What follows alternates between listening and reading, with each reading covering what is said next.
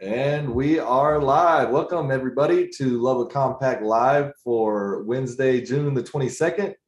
We have a special guest in the building, so super excited to get to that. Of course, I am your host, Adam Hernandez, here with my co-host, Dr. Nick Bergfeld.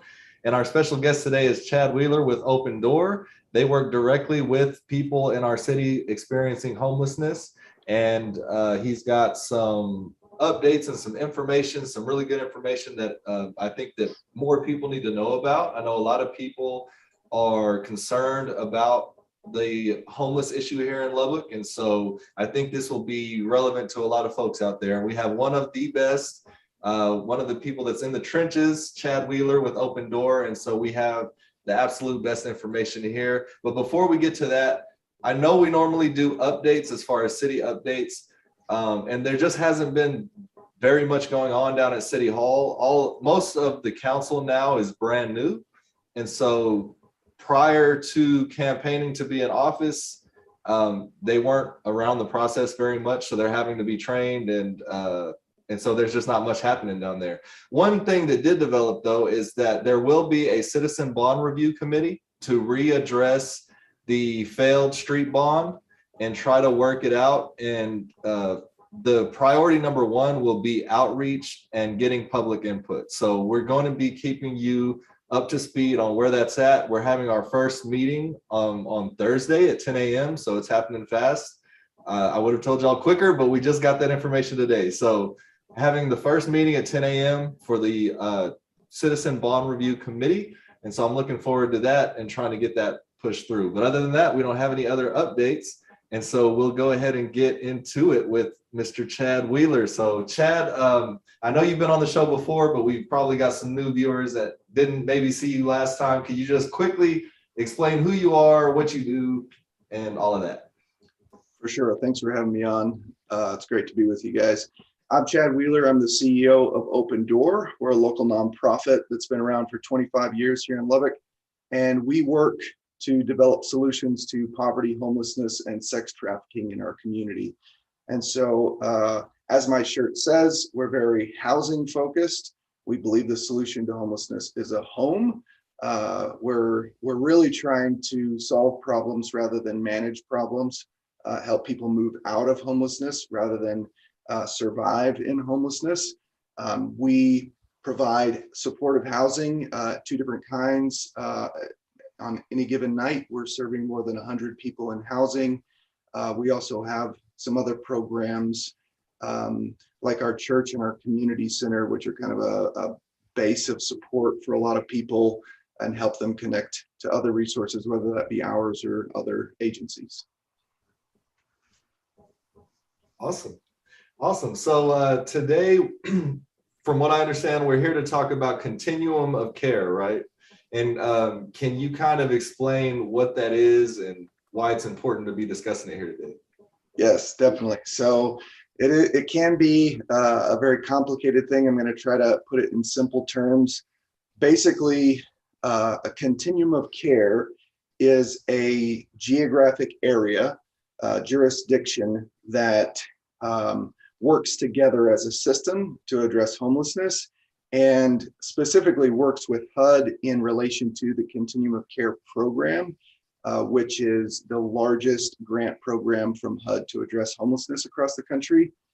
It's not just about funding, it also is the source of things like the annual point in time count, where we survey people in homelessness and sheltered and unsheltered locations on each year in January.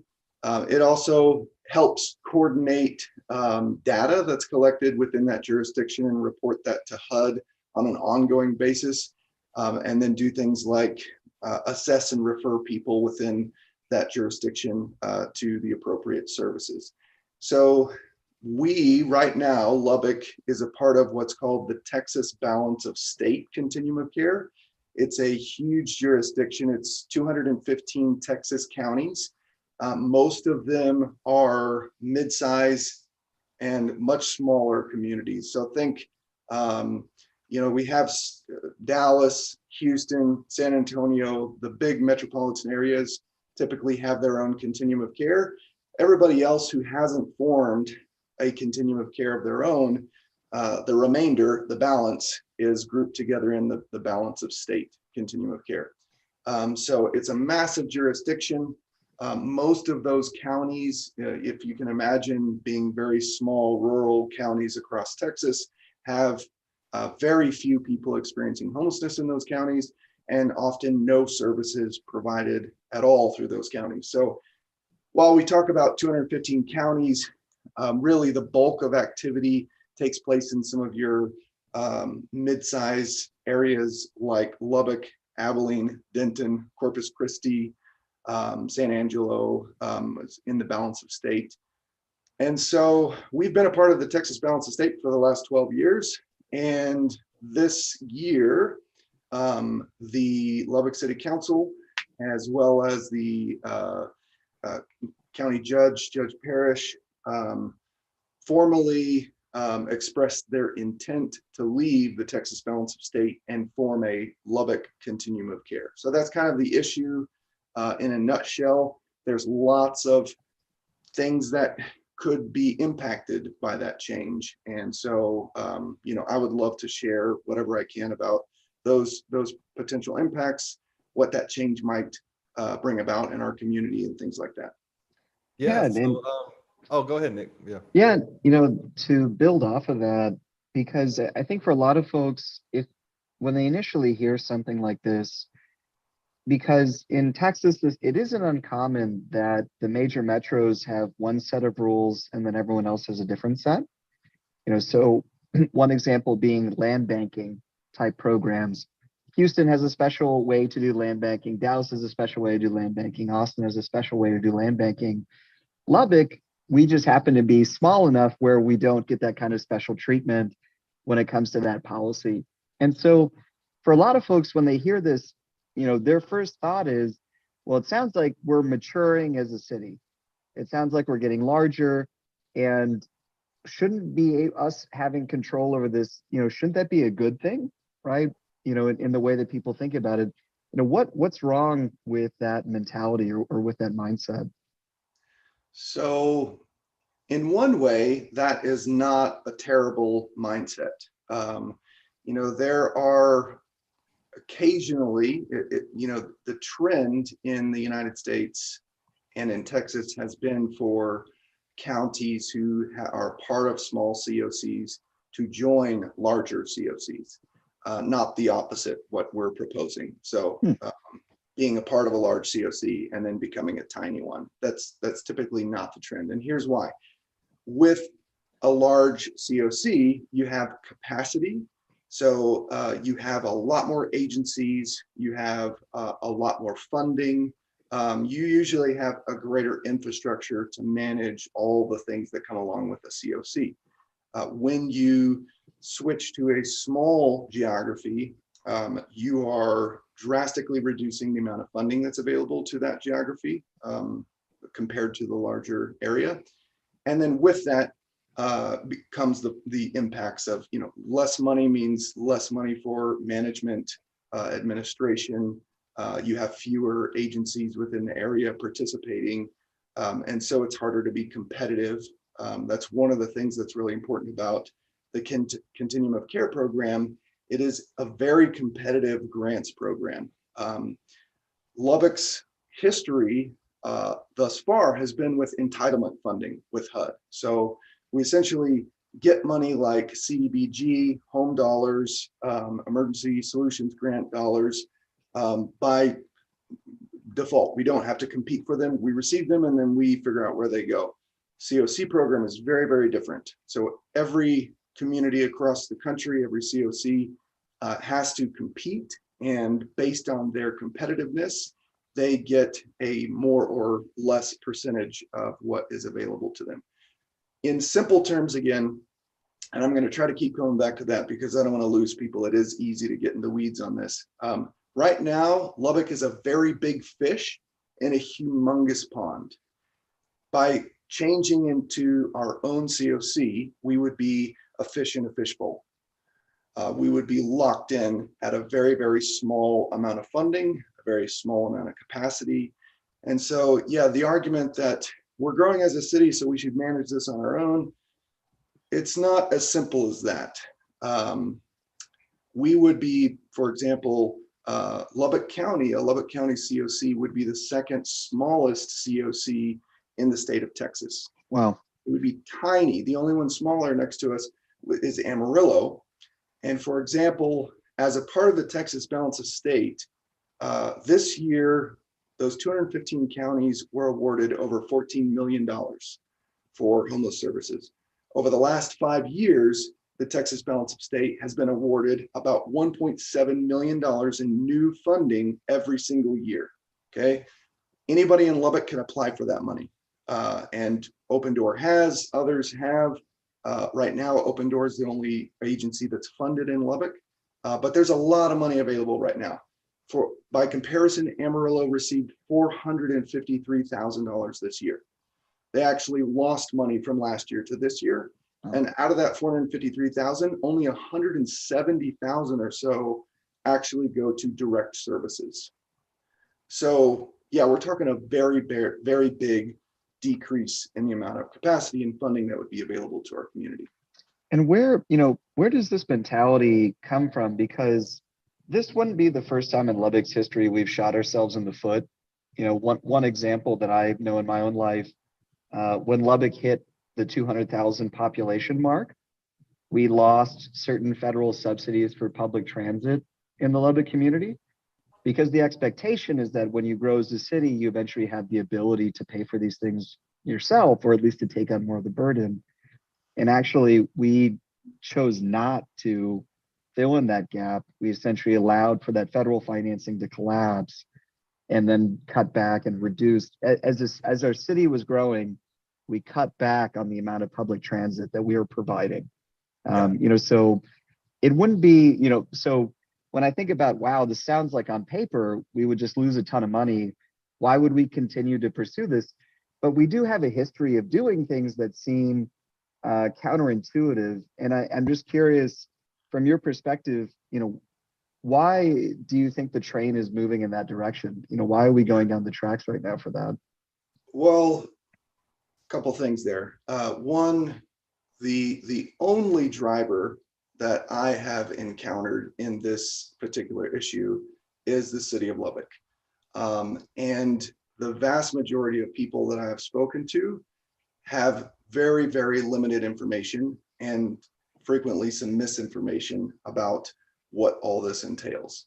I've met with several county commissioners, several city council members, and what I've heard from every one of them is, I've been told that this is going to bring more money, and I've been told that this is going to bring greater control locally. And those are easy sells. Who doesn't want that? That sounds really, really good. I'm not opposed to local control. I love the idea of the people who are being impacted having a say in what is done. The problem is both of those things are false. So right now, as a part of the Texas Balance of State, Lubbock has a great amount of influence in the way things are done. Nobody is telling Lubbock how to address homelessness. People who live in Lubbock and in places within the Balance of State serve on the board for the Texas Balance of State. We have 2 people in Lubbock right now who are on that board. They're elected by anyone who lives in Lubbock. So all of our agencies can contribute, nominate, vote.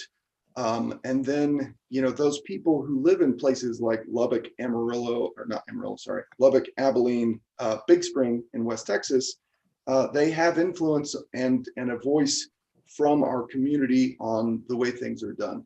And then we also have the South Plains Homeless Consortium locally, who is a direct line of communication with the Texas Balance of State. And so the idea that people are making, I've heard from some that, well, people in Austin and people with the state are making decisions for us. That's just not true. It's just not true. It's people who live in places like Lubbock and Abilene who are making decisions for communities like ours. And then the other thing, at the May 10th City Council meeting, this was the final agenda item of the final City Council meeting for the last council before the new members started. And there was a presentation from city management and Karen Murphy, the director of the community development department. And they shared several things that are just objectively false. The first, they signed a resolution that said that evidence has shown that homelessness has increased significantly in our community. All the evidence we have that is reported to and a part of what HUD does to count homelessness in our community has shown the opposite, a decrease over the last 6 years. They also said that there's $2 million available to Lubbock, and we're only receiving 1.3 million of that right now. So we're leaving $700,000 to $800,000 on the table, which sounds persuasive. Yep. The problem is they don't seem to have known that we were awarded an additional award this spring, Open Door was. And so now Lubbock is receiving $2.5 million a year through the Continuum of Care program. So even based on their number of 2 million a year, we're already receiving more than that. So now what's the argument? Because to make a switch, for sure, we're going to be trading for less money. The other part of that is it's not so simple to say, well, there's $2 million available, we're guaranteed that. Again, it's not entitlement money, it's a competitive process. So for example, El Paso and El Paso County is one of the largest of the small COCs in Texas. And they're what's called their PPRN, it's their preliminary pro rata need. It's an amount of money that HUD designates for every community across the country for the Continuum of Care program and says this is the amount of money that could be available to them to address homelessness based on census data and different things. The problem is, and they're one of the higher performing COCs of the small ones, they only receive about 50% of that every year. $6 million is their PPRN. They receive about 3 million of that a year. And I have some of these figures. Let me see if I can pull them up because I want to give you accurate information here. And so then just to go back to the Lubbock number, so the 2 million that's being quoted, is that essentially the PPRN for Lubbock in terms of what would be the maximum allocation that we could receive based on the formula, but not necessarily what we actually get? We have to compete for that. Correct. Yeah, the PPRN this year was like 1.9 million for Lubbock and Lubbock County. You know, to give you an example, with Amarillo, their PPRN is 1.4 million this year. They received 31% of that. Wichita Falls, Wise County, their COC PPRN is about $1 million. They received 23% of that. So if we received a similar percentage of these other COCs, we're really talking about $700,000 to $800,000 that we could expect in a normal year for a Lubbock COC, which would be a devastating decrease. So, you know, there's been a lot of talk about this. It is a confusing thing. Not a lot of people know about it because it's not something most agencies deal with every day.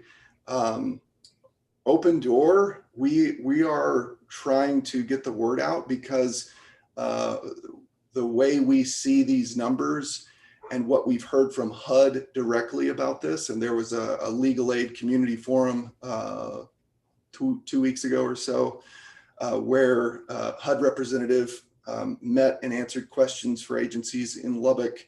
And he told us specifically that a lot of new COCs, the first year that they start up, they may not get any money because it's such a competitive process. And as a startup, you just don't have the competitive ability to check the boxes you need to check to be competitive. And so, yeah, I mean, he made it, I felt like, pretty clear that we should expect a drastic decrease in funding, which is not just about the money. That money provides, again, housing to 100 people every single night.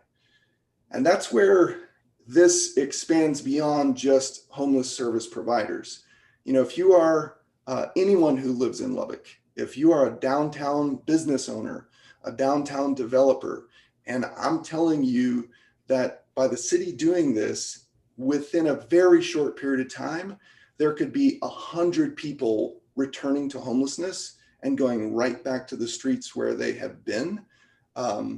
Nobody wants that. And that is a big, big concern, I think, for a lot of people. And I'm afraid that things are moving forward based on a lack of information and a lack of conversation. So again, the city of Lubbock, there has been no conversation with Open Door about any of this yet. There has been no conversation with the South Plains Homeless Consortium about any of this yet. As far as I know, the last I spoke with them, there's been no conversation with the Salvation Army of Lubbock. I've not heard from any homeless service providers at all that this conversation has been brought up with them. So I know for us, there's a very real concern that decisions are being made for us without us, devastating decisions that could impact people's lives in a very, very serious way. Yeah, so where is this process? I know you said the last meeting that they had about this was May 10th. Yes. So have you heard anything after, or what was the final verdict of that meeting, I guess? So there was a resolution that was unanimously approved by the city council. I have that, I can send that to you guys. And basically the resolution just says, whereas homelessness has been increasing significantly in our community, and whereas we recognize that it's a serious problem and we need to do something meaningful about it, we are basically authorizing the city to leave the Texas Balance Estate and form a new COC. So as far as I can tell, that has greenlit city staff to move forward with plans to form a COC. Now, the interesting thing is that a city government, a local government cannot form a COC by themselves. So there's really 5 requirements that have to be met in order for a COC to form. One is the community, and it doesn't have to be city government, it could be an entity like the South Plains Homeless Consortium, has to formally express their intent to leave whatever COC they're a part of and form a new one. That has been done. Okay, that's super easy to do, not a big challenge. The second one, which is I think the biggest hurdle and the thing that I think the Lubbock community as a whole has a lot of influence on, is that HUD requires a broad stakeholder vote, a supermajority of a broad stakeholder vote to leave their current COC and form a new one. That has not happened as far as we know. Again, service providers have not been involved, so I don't see how that could have happened. So the city council voting to leave the balance of state and start a new COC, as far as HUD is concerned, is not a stakeholder vote. So it really doesn't accomplish a whole lot in that regard. They have to also start what's called a homeless management information system locally. We're already a part of that in the current system we're in. They have to develop what's called a coordinated entry system. And they have to form and designate a collaborative applicant. So for us in the Balance of State, that's Texas Homeless Network. That is the entity that manages the competition, the HMIS database, the coordinated entry system, the point in time count, does all the reporting to HUD. It's actually a pretty huge undertaking. What the HUD rep told us at the legal aid presentation is that at minimum, a COC should expect to have 3 full-time employees in order to operate what needs to be done.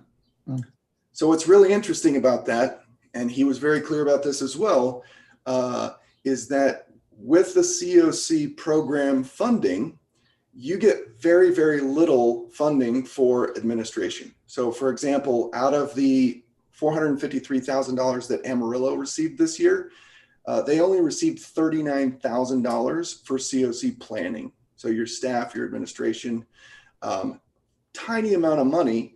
And so he was pretty clear that communities should expect local dollars to fund and manage this thing. So not only would we switching to receiving less money, we would be paying more money locally for it, which is a little wild. And every local official I've spoken to has expressed their disinterest in spending local taxpayer dollars to manage some system that's already being managed for us.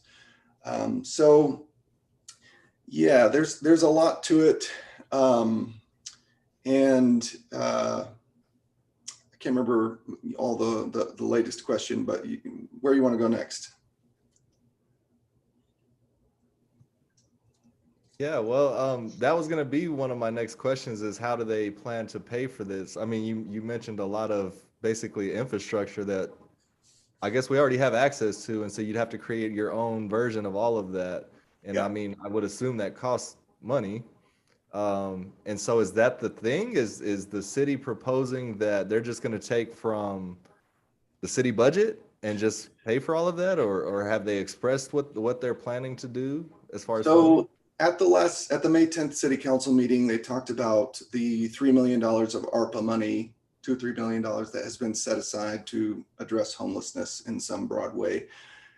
So that's kind of an interesting aspect of this. I think communities, not just ours, they have this new pot of money, and all of a sudden it's, ability to do some things that maybe have been an interest for a while. The question though is what's happening once that money runs out, and I'm not sure people have thought that far ahead. Not to mention, I think there could be lots of other better uses of that funding than reinventing the wheel locally. Yeah, yeah, that makes sense. The alternative doesn't make a lot of sense to me. I'm really struggling to understand their stance on this, and I haven't actually heard anything about this either. We've heard very limited things about dealing with homelessness here in Lubbock. One of those is the diversion center that's been spoken about, and that's about all we've heard of. We've heard a little bit of information about that. We know that that will be on Star Care's property and all of that. We kind of know the basics of how that'll work. But as far as this continuum of care issue, I have not heard anything about this at all. And it's just really strange. I would like to have a conversation with some of those folks and see where are they getting their information from? Have you kind of pinpointed that? Do you know where they're getting their information from? The City of Lubbock Community Development Department. That seems to be where they've been the gatekeeper of information that has been relayed to city management and to HUD not HUD, City Council, as far as I can tell. So I've, at this legal aid community forum, our District 3 new City Council member, Mark McBrayer. Was there, and lots of people in the community. I really encourage them to go to the source of this information. This is such a significant issue that you can't just rely on, some notes that have been shared from lower level city staff. And he was there to listen to the HUD rep who basically oversees these processes, splits in COCs across the country.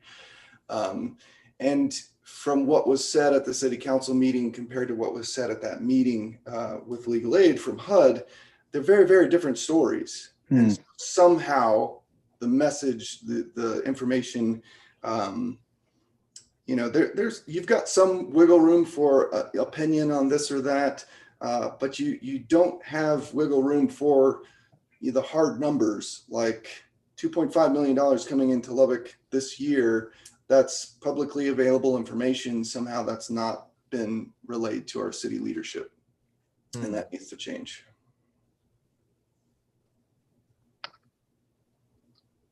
Yeah, this is a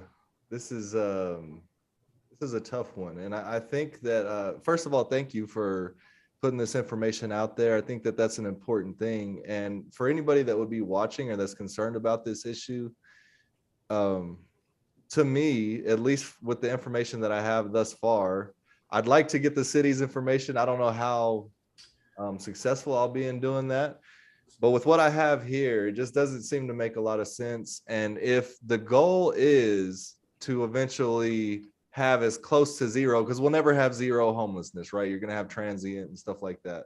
But to get as close to zero as we can, I would tend to go with what's been working. And you guys have the numbers from when you started, and then now, how much has been reduced, and that's a direct causation. So I mean, I would continue to go that way versus going backwards, because going the other way would be going backwards. You're essentially defunding this whole situation, basically. Yeah. And then expecting somehow a better outcome. So I guess, let's say worst case scenario, because it looks like that could be what's going on. But if Lubbock was to do this and made it final, and they made the change, is there a way at all to go back? Yes. Or, I mean, Well, I'm sure if there is, yes, it would be. no. So yes, it's a very silly thing, but a community can meet the 5 requirements to split and form a new COC. They could turn right around and do the same thing to return to the old COC. The problem is that could disrupt current funding pretty significantly. And it would be, to give you an example, right now, Lubbock receives about 20% of all the funding received through the Texas Balance of State. It's the largest percentage of the overall pool of funding of any community within the Balance of State. So again, we're a big fish in a humongous pond, and we're doing very, very well. We would be starting over from scratch in that kind of scenario. Let me share one other thing that I think is really important, and that is I mentioned that in order for this to happen, there has to be a stakeholder vote, a broad stakeholder vote. HUD defines what a stakeholder is in their Continuum of Care interim rule, and it lists a lot of stakeholders, including homeless service providers, but also governments, local governments, businesses, faith-based institutions, educational systems, healthcare systems, a wide variety of stakeholders who are noted stakeholders within HUD's guidelines. And so what we're trying to do at this point, Open Door, is we're trying to just educate the community, because at some point, if this is going to happen, there will have to be a stakeholder vote. And so groups who have an interest in this should be welcome to the table to participate in that kind of vote. And, if the community wants it, then it'll happen. If the community doesn't want it, then it shouldn't happen. And again, right now, the only people that we see pushing for this is a very, very small group within the city of Lubbock. So I think there's a big question mark still on whether this will happen. We're still a part of the Balance of State right now. And as far as the HUD rep told us at the legal aid meeting, of the dozens and dozens of communities over the last 12 years that have attempted or expressed an interest to split, there's only been a handful, like 3 or 4 of them across the whole country, who have gone through the whole process. So the odds are very slim that our community would go through the whole process. Usually what he said, you start moving down the road and you realize, whoa, this is not just receiving more funding. This is a huge amount of work, and this is a lot more than we thought we were getting into. So I'm still hopeful. Again, every conversation I've had with local leaders has been positive, and it's kind of been like oh, I didn't know that. So I'm still very hopeful. The other thing I want you guys to know is Legal Aid of Northwest Texas submitted a Public Information Act request, a very detailed request to the city of Lubbock back at the end of May. They have not received information yet. There's been some delays, but they are hoping to. They have been billed and they have paid for that already, and they've been told that the information will be produced relevant to the questions like, you know, what communication has there been with HUD about this? You know, things that were mentioned in the city council meeting about how much money would be available. Where are you getting that information, that calculation? So I'm so curious to know what people are thinking. I hope so much that we have a chance to have those conversations. No, Yeah, agreed. And just real quick, what would it look like for that vote to take place? The stakeholder vote, like what forum would that take place in, or how Good would that? question. HUD doesn't define that strictly, so it could be a vote that is, you know, an online vote that goes out to stakeholders and they fill out an online survey. It could be a vote at a community meeting where stakeholders are there. It's not like a vote that gets on the ballot and, you know, people go into United and vote kind of thing. I mean, it maybe could be, but from what I understand in most communities, it's bringing stakeholders together in some way and getting a vote. if I had to guess just based on Lubbock history, I would assume it would be an online uh, survey. And not only that, but just because historically it's easier to gatekeep those as well in terms of mailing lists that you send those to or don't send those to. So you know, that would be my first kind of guess as to how that would play out. I will say that the amount of diligence that you were doing, that legal aid is doing to provide a just a basic modicum of transparency in this process, I think that to me is probably one of the more frustrating elements, right? The fact that when you have had the opportunity, or when Councilman Mark McBrayer saw the presentation that was done by essentially by a HUD designated professional who's here to essentially talk about this is what this process looks like if you really want to do it, that when people are getting exposure to this more accurate picture of what continuum of care is, what it means for us from a resourcing standpoint, right? There's this sort of realization that, you know, I don't want to say that they're being deceived, but it sounds as though they have a moment of realization of, oh, wow, this wasn't presented to me in this way. This information wasn't detailed to me in this manner. You know, so I think in that sense, it's very disheartening, I think, to hear that that's sort of the way in which that policy, right? These are some of the more detailed policy questions that our city leadership has to think about and consider. And it's unfortunate that that is the level of engagement and materials that are being provided to them and the way in which that they're being briefed on a topic like this. Yep. Yeah, it is very concerning. You know, obviously people could look at Open Door as the only recipient of funding right now through the COC program and say we're biased. We are. That's okay. We're just advocating for transparency. You don't have to believe what I say. I'll just provide some links to publicly available information and you can look this up yourself.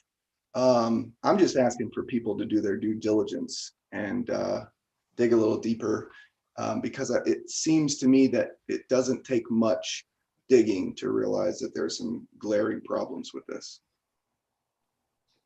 Yeah, well, I think this has been a great talk. Unless there's anything else, we can wrap it up here.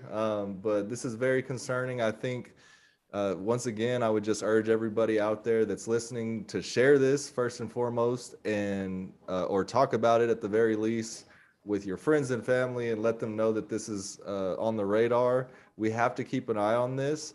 Unfortunately, we have had a history where big decisions that shot ourselves in the foot have been done behind closed doors. And if we care about our city, we have to be diligent about these things because it's not a small decision. It's not something to just do off the hip without thinking about it and without understanding fully what all the information is. And in my opinion, if you're in a city leadership position and you're not looking at all the data, especially on something like this, I mean, really on anything, but especially something like this, I think you're doing a disservice to the community because it is that important. we are going in the right direction. We've been going in the right direction. And as Chad said, a lot of this is public information. Their door is always open, no pun intended, but their door is always open.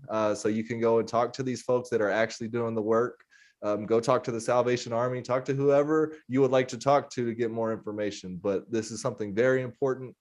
Thanks, Chad, once again. Keep waving that banner, as I know you will. And now that we've been fully briefed on this, I will definitely be sounding the alarm as well, and trying to have some conversations with City Council around this and try to see what I can find out. And that's the best we can do. Just continue to stay on top of it. So thanks again. Thanks everybody for watching, and we will be back here next time. And this is your weekly reminder to join your neighborhood association, and we'll see you back here.